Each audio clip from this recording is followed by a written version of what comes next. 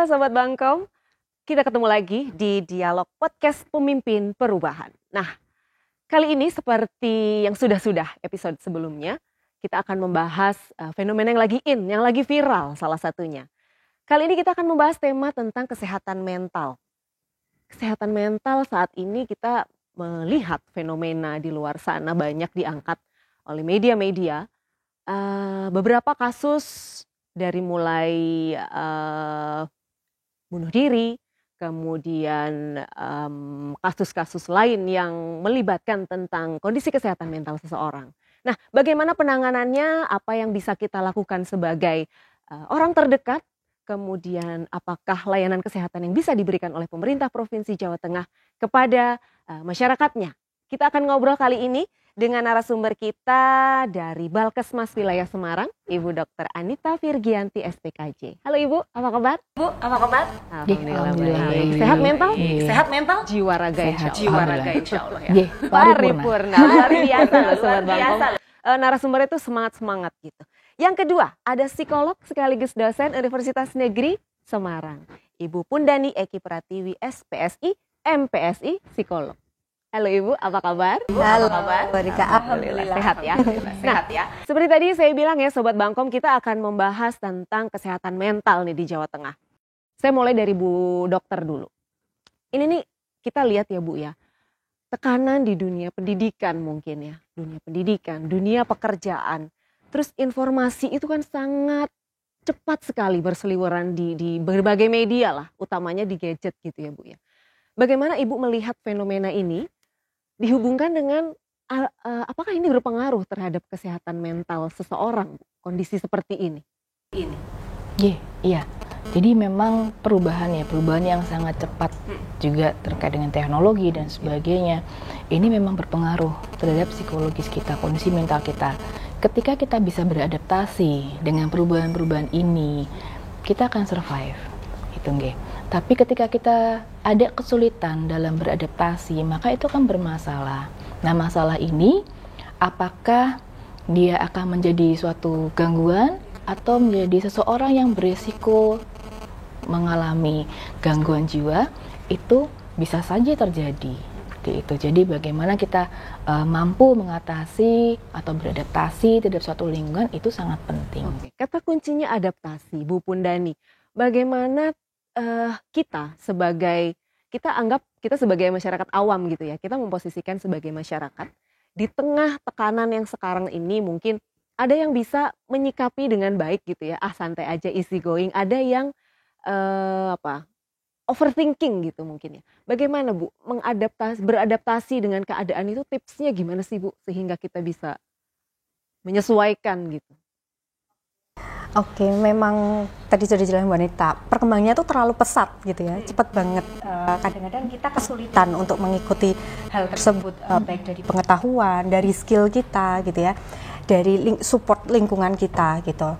Nah, untuk bagaimana kita bisa beradaptasi, otomatis kita mau mengenal dulu apa sebenarnya yang sedang terjadi di lingkungan sekitar kita, di dunia ini gitu. Kita nggak bisa menutup mata bahwa sekarang Instagram memang kita butuh gitu ya. Itu benar. Salah satu personal branding gratis gitu sebenarnya gitu ya. Tapi kalau kita merasa kita punya masalah dengan aku kok nggak dikenal misalnya, aku kok seperti tidak berdaya, tapi kita tidak mau belajar dengan hal-hal yang baru seperti itu yang menjadikan kita kesulitan untuk beradaptasi. Jadi membuka mindset bahwa kita harus menerima dulu apa yang ada di lingkungan kita. Siapa diri kita, self-acceptance dulu gitu, kemudian mana yang bisa kita lakukan. Lah, bagaimana cara kita menerima diri kita dengan, artinya ya kita itu begini, ini yang kita hadapi sekarang ini. Itu tuh gimana sih Bu caranya biar smooth gitu, semuanya berjalan dengan baik, nggak jadi overthinking yang aku gini sih, ya memang aku beginilah gitu loh Bu. Gimana sih caranya Bu Pundani? Memang ini proses yang cukup panjang ya. Saya pun sampai ada di hari ini menerima diri saya sendiri gitu kan, itu tidak mudah ya gitu. Kita punya real self ya Bu Anita, tapi kita punya ideal self juga. Jadi misalnya tinggi saya cuma 150 tapi ideal self saya itu kayak Luna Maya Bu Rika. Jadi aduh saya pengennya tingginya 170 sebenarnya. Lalu bagaimana bisa menerima itu? Ya tentu saja kita lebih banyak merefleksikan diri, deep talk gitu ya bahasanya anak sekarang gitu ya, deep talk gitu, bahwa meskipun aku dengan tinggi 150 tapi apa sebenarnya strength yang aku punya gitu. Kadang-kadang kan kita bias ya kalau untuk menilai diri sendiri, tapi coba kalau setiap malam kita mau merefleksi proses kita hari ini gitu, kita pasti menemukan ada proses-proses positif di mana kita punya effort di situ, kita mengeluarkan segala upaya di situ. Nah, itu yang harus dihargai. Hal-hal kecil yang harus kita hargai dan keberanian untuk mengambil satu langkah kecil perubahan. Oh, aku mungkin gendut misalnya begitu ya. Kemudian mungkin aku hanya punya waktu 15 menit tapi workout 15 menit untuk di hari pertama itu sudah sangat baik. Jadi beranikan diri untuk deep talk dan juga mengambil satu langkah kecil saja untuk kita bisa mulai menerima dan memperbaiki diri. Menarik banget. Ini bisa dibahas sampai selesai nanti nih deep talk dan menjadi self acceptance. Tapi Dok, saya pengen nanya dulu. Kita kan sekarang nih fenomena sedang kembali lagi. Artinya dulu kita seperti ini, kemudian pandemi 2 tahun, dengan perubahan teknologi, kemudian penggunaan medsos gitu ya. Itu bagaimana dampaknya terhadap kesehatan mental? Artinya sekarang kondisi kesehatan mental masyarakat Jawa Tengah itu seperti apa sih? Ya, tentu ada perubahan. Cuma memang secara data kita memang masih berproses, ya. Karena kalau misalnya kita tidak perlu melihat pasca COVID, sebelum COVID pun itu sebenarnya sudah ada peningkatan. Jadi dari riset kesehatan dasar itu sudah menunjukkan bahwa ada peningkatan terhadap kasus-kasus kesehatan jiwa. Sebenarnya seperti itu. Dan pada saat COVID, studi yang sudah dilakukan oleh rekan-rekan di organisasi profesi itu juga menunjukkan bahwa pikiran-pikiran ke arah kematian dan sebagainya itu cukup meningkat. Kasus depresi juga meningkat. Nah, ini kita perlu data baru ya. Nah, ini juga memang masih bertahap kita himpun, dihitung ya. Untuk yang riset, karena kan per 5 tahun ya, berarti harusnya tahun 2023 ini sudah berproses untuk pendataan itu. Dari kasus yang datang ke Vaskes itu juga mulai ada peningkatan seperti itu. Tapi kalau kita lihat dari studi riset 2018 untuk gangguan jiwa berat itu juga sudah ada peningkatan. Tadinya hanya sekitar 70 ribuan, sekarang jadi 86 ribu untuk kasus gangguan jiwa yang berat, yang skizofrenia dan psikotik.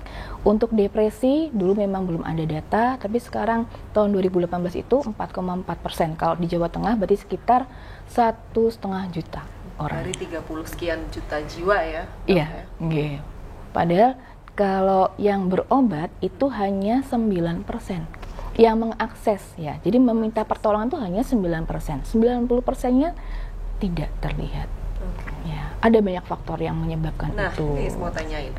Pernah nggak Dok melakukan penelitian apa sih penyebabnya sehingga kita kayak bisa mencegah dulu agar ini tuh tidak terjadi gitu Dok? Umumnya stigma. Jadi stigma pada kesehatan jiwa itu memang sangat-sangat besar. Gitu ya. Jadi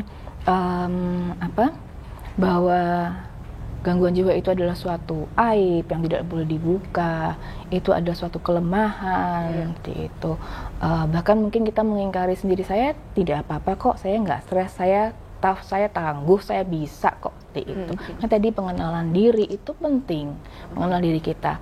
Kemampuan kita tuh seberapa jauh sih? Masih memungkinkan nggak sih kita bisa menghadapi ini? Sebenarnya ada kesulitan dalam adaptasi itu sebenarnya nggak apa-apa. It's okay not to be okay, ya kan? Ketika kita cukup mampu dalam mengelola, ya kita akan bisa smooth. Oh, saya lagi nggak baik-baik aja nih, tapi saya perlu cara. Oh, caranya seperti ini. Saya coba lihat di medsos. Oh, caranya kayak gini. Tapi ketika itu sudah dicoba dan ternyata kita kesulitan di situ, boleh kok minta tolong. Kan sekarang akses untuk layanan kesehatan jiwa itu dibuka luas, bahkan sampai dengan tingkat puskesmas. Gitu. Jadi memang teman-teman mulai dari tingkat kementerian sampai dengan kabupaten kota, puskesmas itu sudah siap untuk layanan kesehatan jiwa.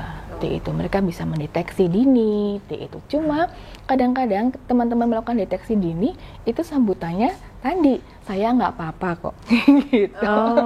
Saya nggak apa-apa, saya nggak ada masalah apa-apa, saya tuh nggak stres. Mungkin di sini yang persepsi stres itu seperti apa sih? Kita perlu tahu bahwa orang hidup itu kan pasti stres. Iya. Orang normal malah stres ya dok ya. Artinya stres itu kan tekanan. Kita artinya mengalami tekanan-tekanan. Bagaimana mengelola stres itu mungkin gitu kali ya dok ya. Stres itu sebenarnya dibutuhkan oleh kita. Kalau misalnya kita mau, gampangnya anak sekolah, itu kalau misalnya mau naik ke tingkat yang berikutnya, kamu udah bisa belum sih yang diajarkan kemarin, besok ujian ya, dites ya, itu kan stresor. Ketika dia sudah menghadapi ujian, oh ya aku bisa ya, aku naik nih ke tingkat yang selanjutnya gitu. Atau seorang ibu bekerja tapi di rumah ya, catering misalnya, dia membuat makanan, 100, kok enak, pasti orangnya datang untuk pesan lagi.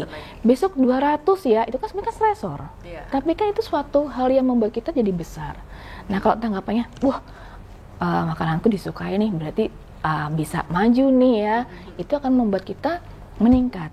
Ya, kemampuan kita, mungkin income kita juga ya. Tapi ketika itu ditanggapi, aduh kok tambah lagi sih, aku kayaknya nggak mampu deh gitu.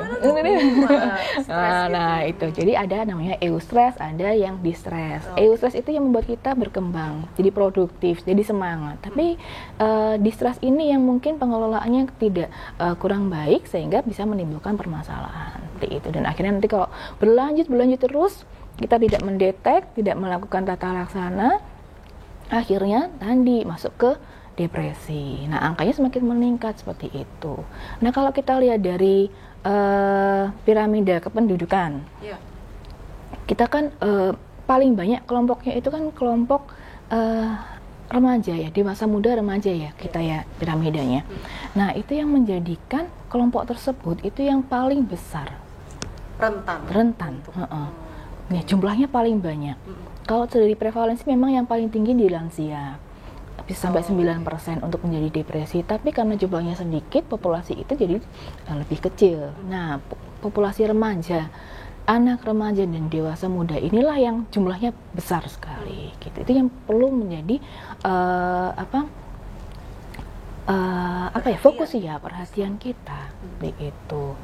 Dan kalau dari studi ternyata 50% gangguan jiwa itu berawal sebelum usia 15 tahun. Nah, sebelum itu usia 15 tahun. Iya, jadi ada resiko-resiko yang terjadi di bawah usia 15 tahun yang akan menjadikan dia beresiko menjadi gangguan jiwa di kemudian hari. Dia mikirin apa? Dia tuh belum mikirin gas habis, listrik habis gitu ya.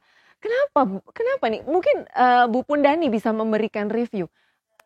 Melihat apa yang disampaikan Dokter Anita itu, gimana sih dari mulai stigma sampai dengan bahwa kenyataan mayoritas tadi dibilang ya calon pengidap itu mengalami kesehatan beresiko itu malah di usia pra-remaja mungkin 15, di sebelum 15.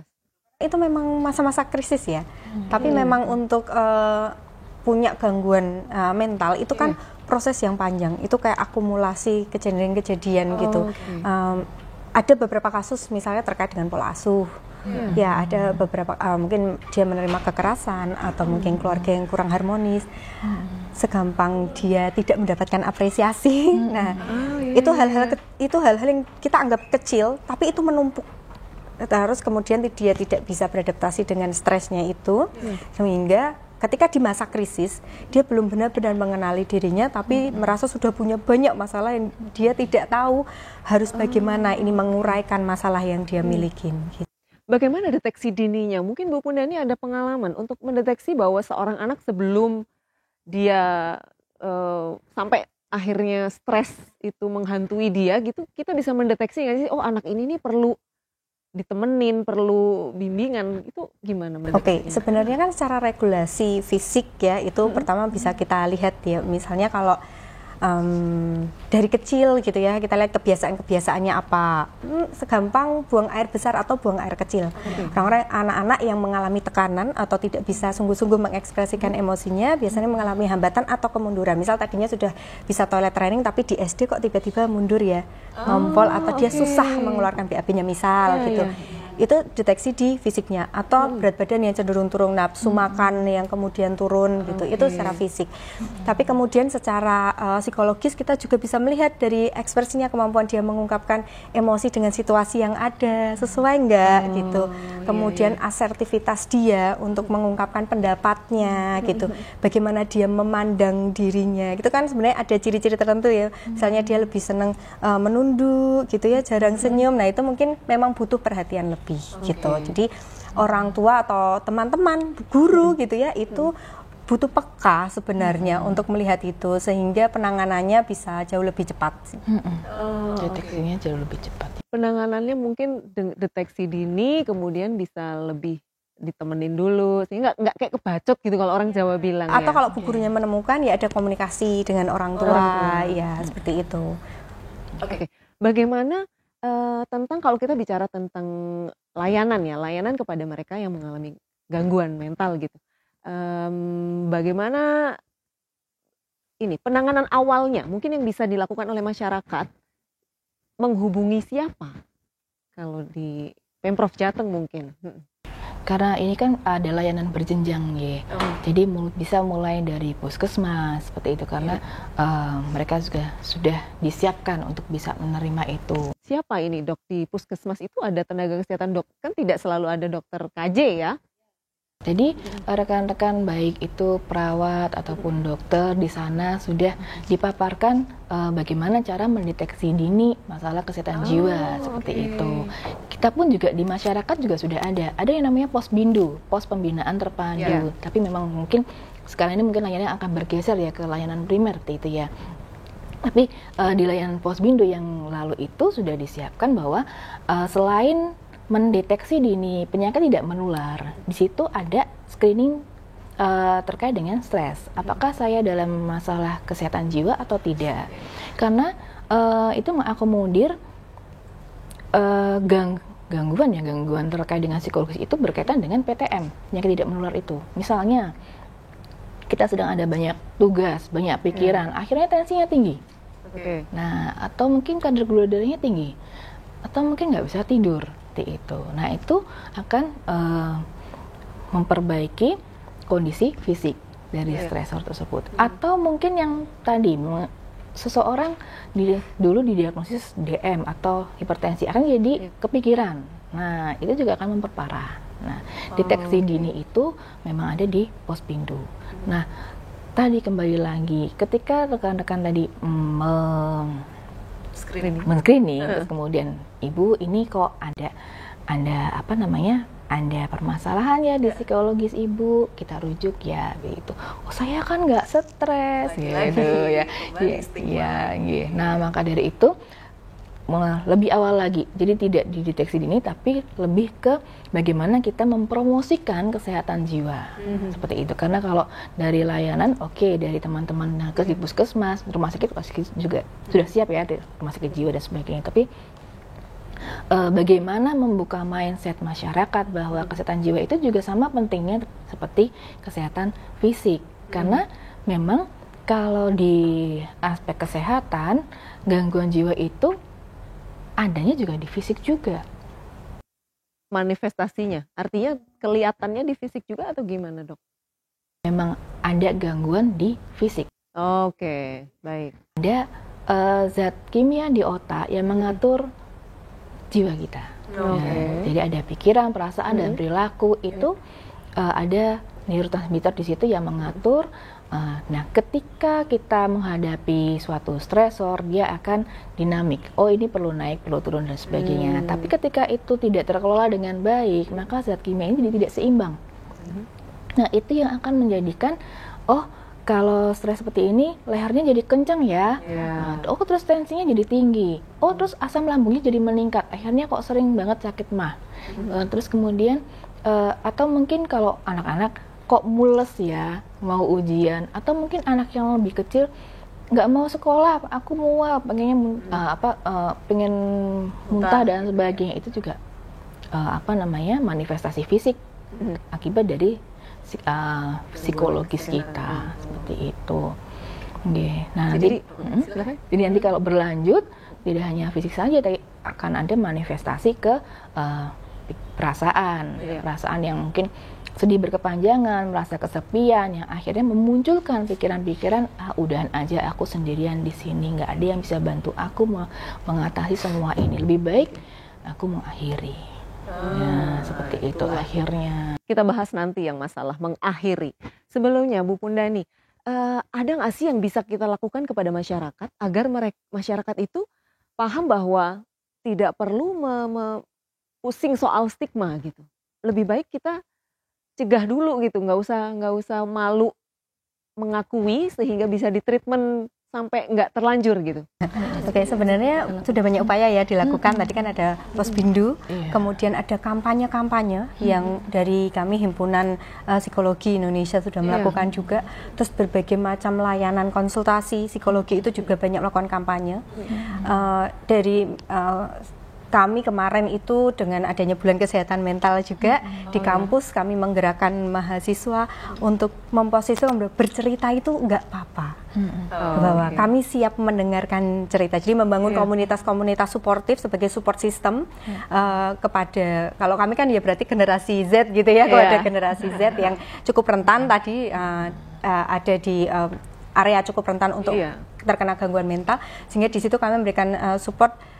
Cerita aja nggak apa-apa, cuman cerita gitu. Jadi bahwa bercerita, entah kamu berceritanya mau ngomong langsung atau mau sekedar menulis. Jadi mencoba kami memperkenalkan aktivitas-aktivitas untuk bisa merilis emosi, untuk bisa mengekspresikan emosi. Nah, mungkin kampanye-kampanye itu bisa diteruskan. Memang untuk generasi-generasi tertentu sebenarnya butuh pendekatan yang berbeda ya, gitu. Tetapi bisa kita mulai dengan hal-hal kecil di lingkungan sekitar kita, seperti misalnya anak menjatuhkan gelas pecah, kemudian kita pasti kalau ibu-ibu marah dulu, apalagi pulang kantor gitu ya.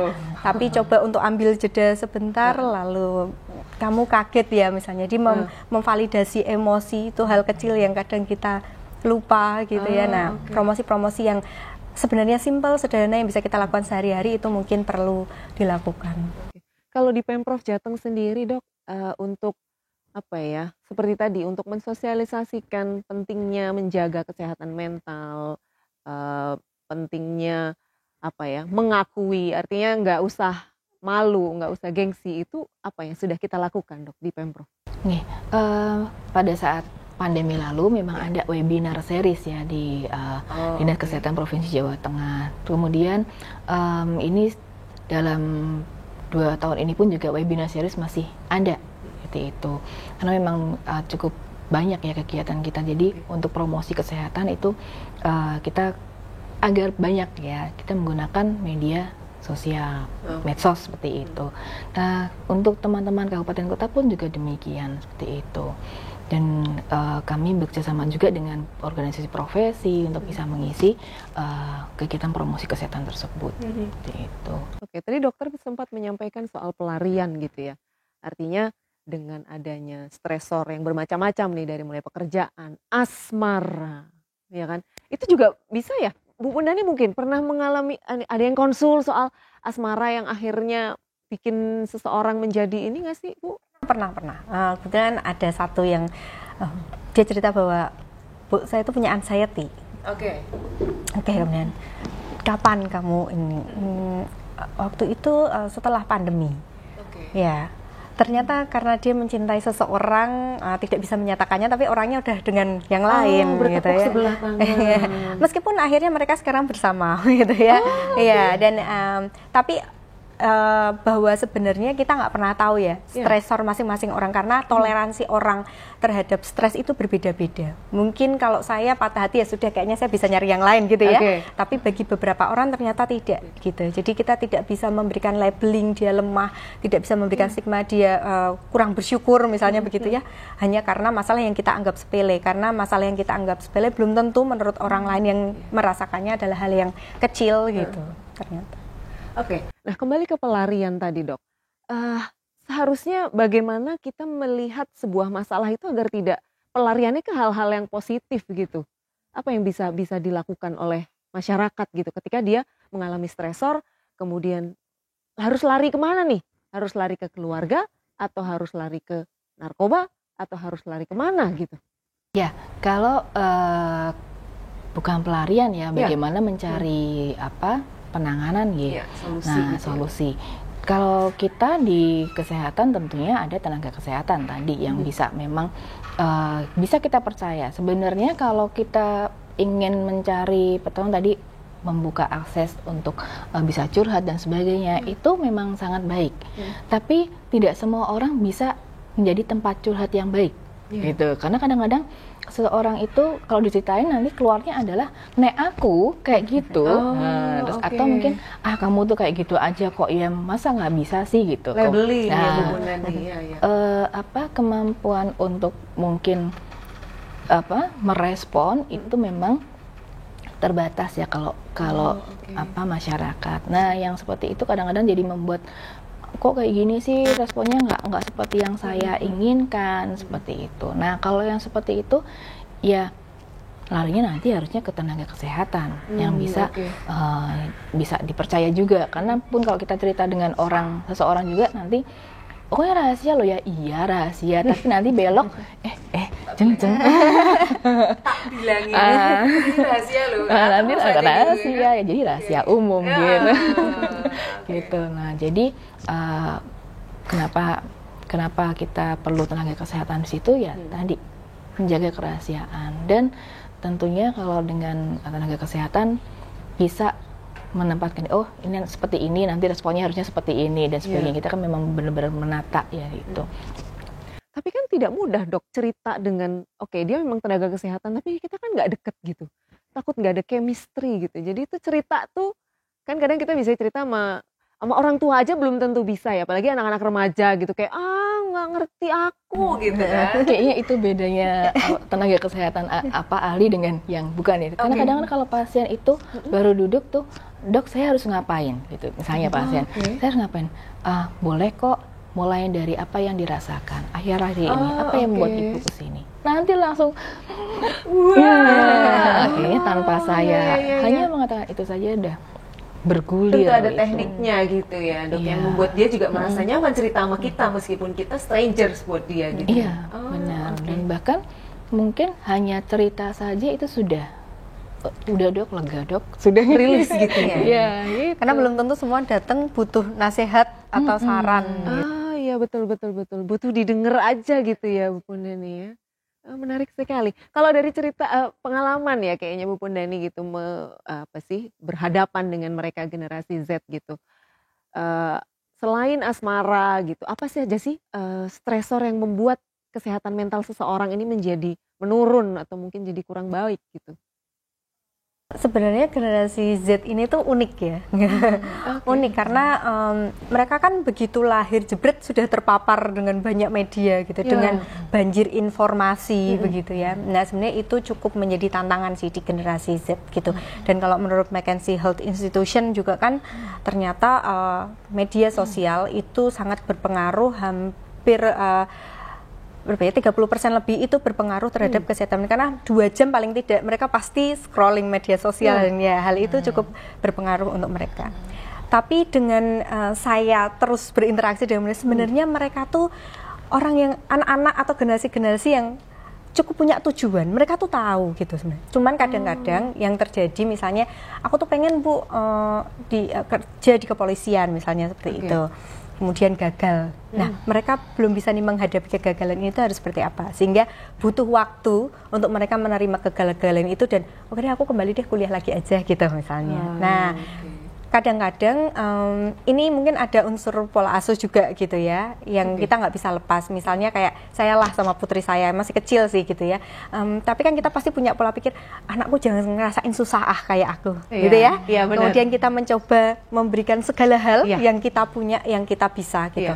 Nah ternyata kadang-kadang anak tuh butuh di-challenge. Di-challenge sehingga mau di usia remaja itu butuh di-challenge. Pernah ada yang berkonsultasi ke saya, ini anak saya pengen ngambil komputer, tapi ketika dites kok dia dinyatakan tidak bisa mengambil jurusan itu karena matematikanya kurang. Kemudian anaknya down, tidak termotivasi, nggak tahu lah mau kuliah di mana begitu ya. Lalu kemudian orang tuanya menghubungi saya, terus wah saya kan tidak ngetes ya, saya boleh lihat nilai rapot saja gitu. Ternyata nilai rapotnya matematikanya rata-rata kok gitu, tidak yang jatuh di bawah gitu, rata-rata bahkan hampir ke atas gitu. Kemudian bilang, Pak, ini anaknya boleh kuliah di jurusan apa saja, tapi boleh di-challenge, misalnya uang saku. Oke, kamu boleh kuliah di Bandung, uang sakunya 1 juta ya per bulan, gimana mengelolanya? Nah, challenge-challenge kecil yang kita tetap bisa kontrol, tapi kita berikan dia challenge sehingga self-esteem-nya tumbuh. Bahwa aku mampu, aku bisa mengelola ini, aku diberi kepercayaan. Nah, itu yang generasi Z menurut saya butuhkan, karena kadang kalau diberi tugas tuh mereka tahu persis tugasnya apa begitu ya. Apalagi kalau di bagian organisasi itu jadi keminatannya gitu, itu mereka bisa. Cuman memang kalau kita kan dulu mau repot ke bagian A, B, C, D ya Bu ya. Nah, kalau anak sekarang biasanya cukup fokus dengan satu sudah tugasnya itu. Maka kita kalau bilang nggak inisiatif ya, karena memang mereka biasanya cuma fokus di satu tapi bisa maksimal. Mereka tahu betul tugasnya apa, bagaimana harus menjalankannya. Mendalami sampai benar-benar itu terselesaikan dengan baik gitu ya. Nah, yang jadi PR adalah kita membantu mereka untuk bisa beradaptasi. Karena saking fokusnya kadang mereka lupa bahwa ada pintu-pintu lain. Karena hanya berproses atau berfokus pada diri mereka. Aduh, aku nggak mampu. Tapi mereka belum mengetuk pintu yang lain untuk gimana jadi mampu. Nah, itu yang kita perlu sosialisasikan kalau saya melihat mahasiswa-mahasiswa saya gitu ya, dalam mencoba mengatasi masalahnya. Lah, bagaimana cara agar memotivasi mereka membuka pintu-pintu lain yang sebenarnya dunia kamu itu sangat luas gitu. Banyak hal yang bisa kamu eksplor selain kegagalanmu di situ. Bagaimana cara membuka? Ya biasanya sih kalau saya lewat perkuliahan ya. Jadi menurut cerita-cerita. Kemudian memang membuka diri. Jadi biasanya anak-anak wali saya tuh cukup terbuka untuk, Bu, boleh nggak makan siang sama saya mau cerita gitu. Ya Mas kita begini banyak nih Mas ngajakin makan siang ya. Masih termasuk enggak nih Mas ya.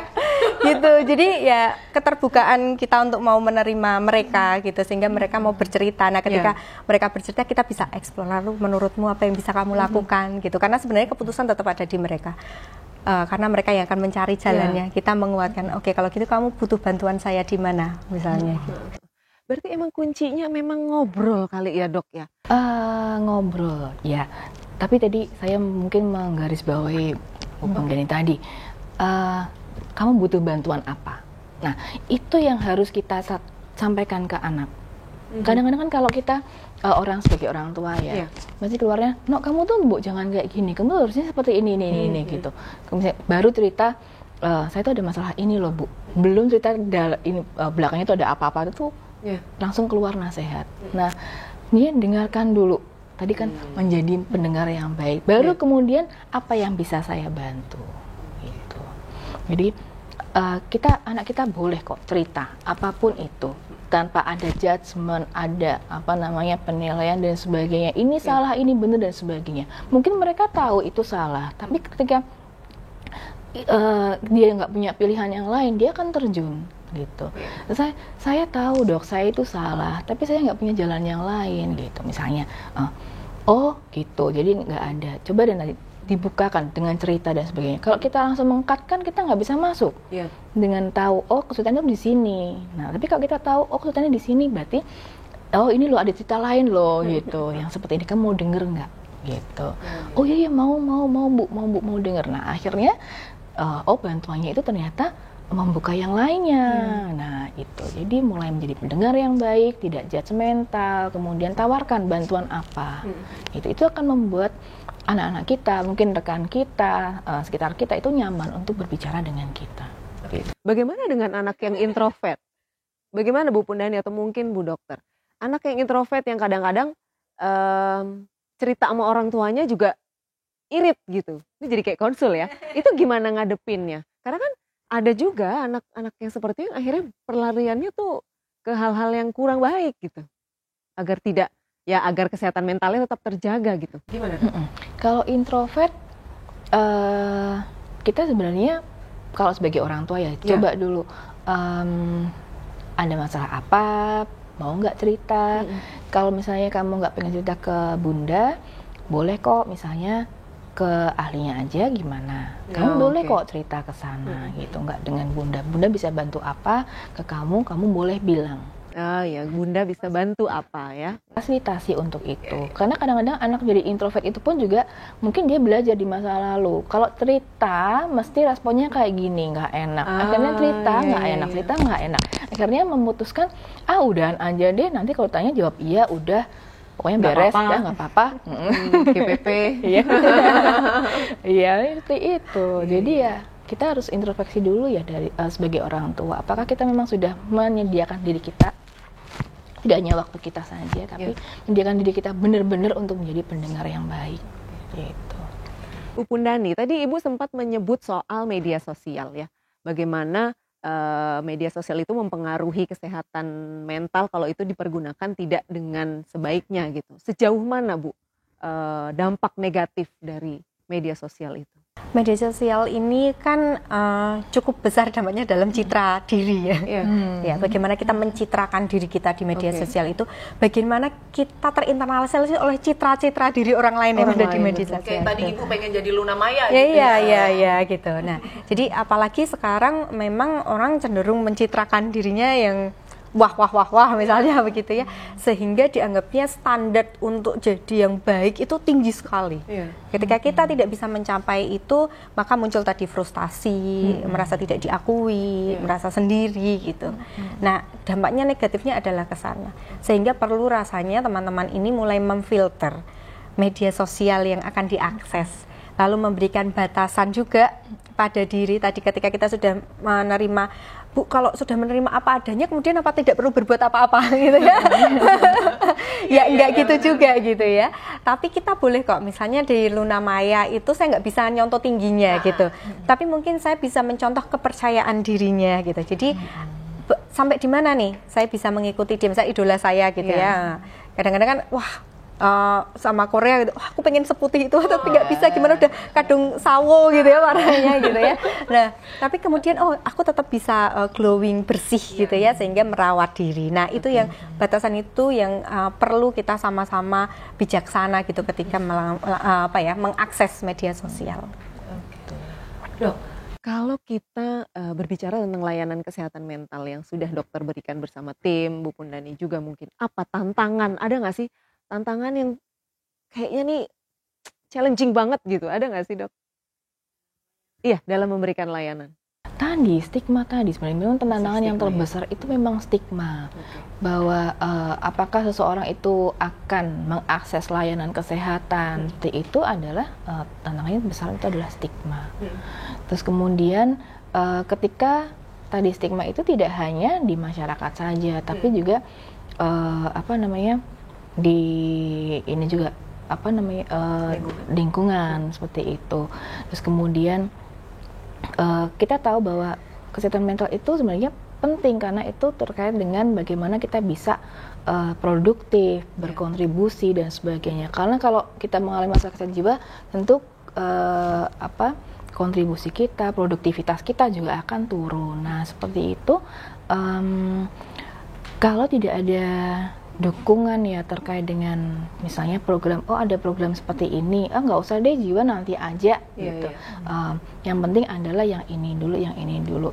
Nah, itu juga nanti juga akan mempengaruhi juga seperti itu. Jadi sama pentingnya. Bu Pundani, saya jadi keinget nih soal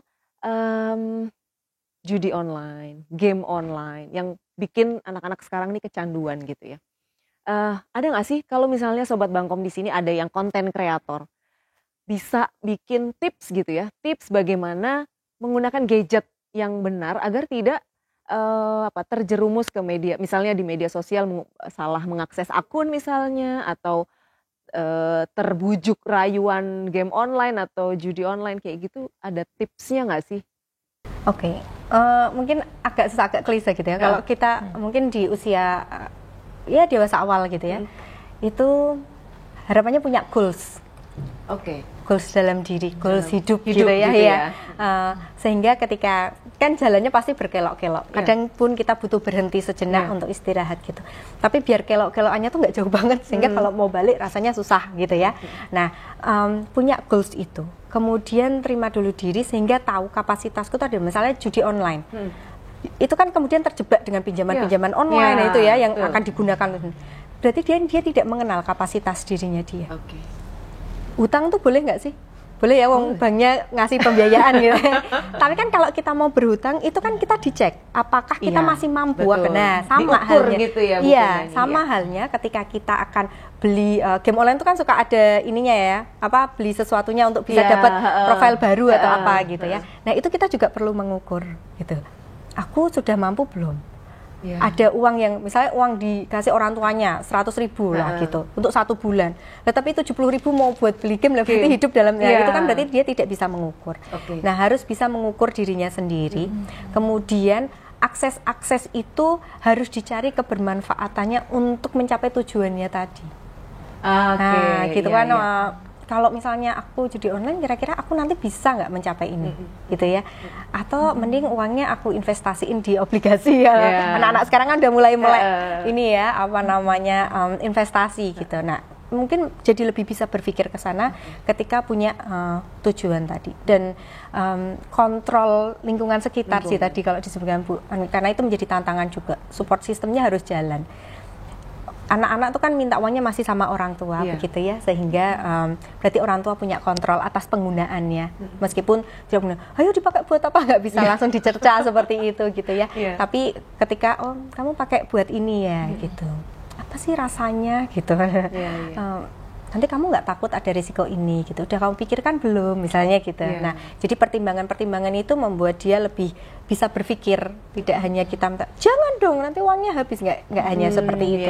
Tapi kita coba untuk dia bisa membreakdown, istilahnya kita kayak bikin SWOT kecil gitu seperti itu. Kalau kamu begini akan begini, kalau tidak begini bisa begini. Betul. Jadi nanti ketika menghadapi situasi yang sama, dia bisa menggunakan itu. Oh, aku harus seperti apa, plus minusnya, peluangnya ada nggak, ancamannya apa. Nah, dia bisa menggunakan daya analisanya, critical thinkingnya dia untuk bisa menentukan sikap yang harus dia ambil di situasi tertentu itu. Gitu.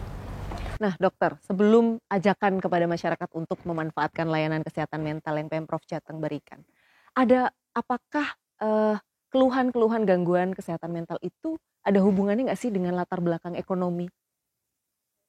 Iya, apakah di ekonomi yang menengah ke bawah lebih banyak mengalami gangguan kesehatan mental atau sebenarnya nggak ada pengaruhnya? Pengaruh terkait dengan ekonomi tetap ada ya, cuma memang ini tidak hanya berkaitan yang ini ekonomi yang tengah, bawah, atas, enggak. Jadi semua bisa mengalami masalah kesehatan jiwa seperti itu. Dan tadi faktornya itu banyak sekali, multifaktorial, tidak hanya ekonomi saja, tapi juga hal-hal yang lain, misalnya terkait dengan budaya kah, atau mungkin terkait dengan teknologi kah, macam-macam. Artinya tidak selamanya ketika, mohon maaf, orang dengan kondisi ekonomi menengah ke bawah tuh lebih rentan stres, lebih rentan terkena masalah kesehatan resikonya mental? Ya, kalau memang dia ternyata tadi ada harapan yang tinggi dan sebagian demand yang tinggi, maka itu akan jadi stresor yang besar. Nah, itu jadi faktor resiko yang besar juga. Tapi bukan berarti yang berkecukupan itu pun juga tidak mengalami stresor yang besar. Tapi stresornya bentuknya mungkin yang lainnya seperti itu. Jadi apakah yang dengan ekonomi yang rendah mungkin dengan tantangannya sendiri, yang menengah sendiri, dan yang atas sendiri, seperti itu. Dan tadi yang disampaikan oleh Bu Pundani tadi, bagaimana seseorang bisa berpikir kritis dan sebagainya, itu sebenarnya dari awal kehidupan itu kita bisa membentuk karakter seperti itu. Jadi ada yang namanya life skill, keterampilan hidup. Keterampilan hidup itu perlu diajarkan pada anak-anak kita. Jadi akan timbul suatu ketahanan mental bagi mereka, bagaimana bisa mengatasi stresor, bisa tangguh, bisa berkarakter dan sebagainya. Itu kita menanamkan life skill tadi, termasuk tadi bisa berpikir kritis, mengerti dirinya, sadar dari dirinya itu, terus kemudian bisa berempati. Ini juga penting ya, anak-anak kita ini empatinya perlu ditata lagi seperti itu. Nah, terus bagaimana mereka bisa survive pada stresor seperti ini. Nah, itu adalah keterampilan life skill tadi, keterampilan hidup. Itu yang perlu kita tanamkan. Sekali challenge gitu ya Bu Pundani ya. Ya, nah Sobat Bangkom, sayang sekali perbincangan kita ini asik sekali dengan dua ahli yang sangat, saya yakin nih kalau misalnya ada yang lagi konsul sama Bu Dokter maupun Bu Pundani itu betah banget gitu. Dan insya Allah rilis gitu ya masalahnya, jadi nggak menjadi stres gitu. Saya yakin banget. Nah, beberapa yang saya catat bagaimana kita, baik itu anak remaja, kita pun juga masih bisa rentan terkena gangguan kesehatan mental. Bagaimana kita menerima diri kita, mengelola tekanan-tekanan yang pasti ada gitu. Hidup itu nggak selamanya mulus gitu, tapi bagaimana kita mengelola tekanan-tekanan itu dengan baik. Jika kita membutuhkan pertolongan, ada layanan yang disediakan oleh pemerintah, oleh mungkin ya di klinik-klinik psikologi, Kan kampus-kampus iya gitu. betul, di setiap universitas yang memiliki jurusan atau fakultas psikologi biasanya juga membuka layanan seperti kami. Misalnya kami juga membuka layanan baik untuk internal begitu ya maupun eksternal yang memang membutuhkan. Itu bisa dimanfaatkan. Jadi kita nggak usah bingung kalau memang kita nggak nyaman. Ada kadang kita ketidaknyamanan sharing dengan anggota keluarga gitu. Kita bisa sharing dengan ahlinya. Tenang saja, kerahasiaan dijamin. Tidak usah khawatir dengan stigma yang ada di masyarakat. Yuk kita nggak usah malu gitu ya, nggak usah malu, nggak usah gengsi demi kesehatan mental kita. Terima kasih Bu Dokter Anita. Boleh nggak? Ini. Oh boleh banget. Balkesmas Wilayah Semarang sebagai UPT Dinas Kesehatan juga sudah membuka layanan jiwa dan bisa diakses untuk umum. Oh, bisa diakses untuk umum ya. Jadi yang di Semarang dan sekitarnya ya Dok ya bisa memanfaatkan yang mungkin di puskesmas juga bisa gitu kan. Kalau di Balkesmas ada ahlinya, ada psikiater dan ada psikolog klinis di sana. Oh, ada psikolog klinis, ada dokter kesehatan jiwa juga gitu ya. Kalau Bu Pundani mungkin di klinik di kampusnya gitu ya. Kalau kami ya di kampus karena universitas, jadi kami ada psikolog. Kemudian untuk mungkin teman-teman mahasiswa lebih senang curhat sama sesama gitu ya, kami ada namanya kawan dengar. Jadi itu adalah peer counseling gitu ya. Jadi dengan sesama mahasiswa juga itu ya? Mahasiswa dengan mahasiswa, kami membekali peer counselor kami dengan keterampilan counseling, minimal bisa mendengarkan. Iya betul. Itu jika berkenan bisa ke sana. Banyak sekali kan pengetahuan, kesempatan yang bisa kita manfaatkan untuk menjaga kesehatan mental kita. Sekali lagi terima kasih Bu Dokter Anita, terima kasih Bu Pundani, sukses selalu. Terima kasih Sobat Bangkom yang sudah menyimak podcast kita pada hari ini. Kita ketemu lagi di episode mendatang. Sampai jumpa.